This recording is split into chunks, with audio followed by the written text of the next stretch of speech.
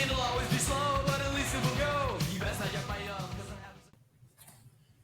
This is some of the shoddiest camera work I've done to date, but I'm trying to show you a snapped off fastener is stuck inside this captured nut. Even blurry, it's a little bit more obvious when we switch to the front here. Out comes my propane torch here because heat is helpful. More heat is often more helpful, so acetylene or at least MAP gas is usually preferred. But in this case, we're just dealing with a very small M6 fastener, so a propane pencil torch should probably work just fine. I'm posting this video unedited on the premise that somebody who needs this probably wants to see how long it takes to heat things up. This is really a tiny bolt and I probably could have taken it out with about half as much heating time, but if I stopped early and it didn't work, that would be embarrassing.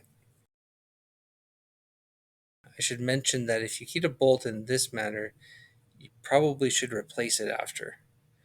In this case, the bolt is snapped anyway, so I wasn't going to keep it, but sometimes you do this before snapping a fastener just to help loosen things out. And in that case, you might be tempted to clean the bolt up and then just slap it back in and reuse it.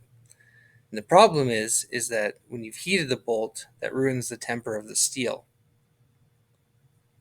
Bolts aren't, it's not like they're made of anything fancy, but they are hardened to some degree.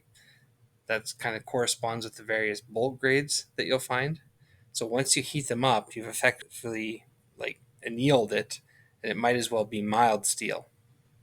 That might still work for some applications, like if you're just holding on a body panel, for example, it doesn't necessarily need a lot of clamping tension, but usually you need that hardness so the bolt can maintain that clamping tension when it's under stress.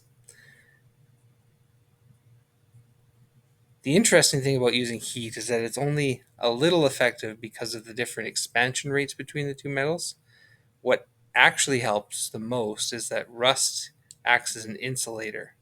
So as you heat up the bolt or the threads, the rust slows the heat transfer between those two things. At this point, I've decided the bolt has had enough heat, and I whip out the second component of this equation, which is rapid cooling with penetrating spray. As you can see here, I took things too far, and a bit of steam would have showed that it was working. Instantly vaporizing the entire stream means it was very hot. And when it comes time to actually try removing the fastener, I've tried using locking pliers and water pump pliers and extractor sockets, but the Knipex twin grips are my favorite solution. They just get a very good grip because they have that special jaw profile. I'm not suggesting it's the only solution. Like there are other plier companies like Van Pliers or Engineer Pliers that also make good quality pliers with that jaw profile. But these Knipex twin grips work exceptionally well. You can see that jaw profile here where the serrations are basically running the other direction than they normally would in the end of pliers. My wife is furious. I have a family of three, but it barely suits me. Spending much money, she says it's not funny. Everything's new.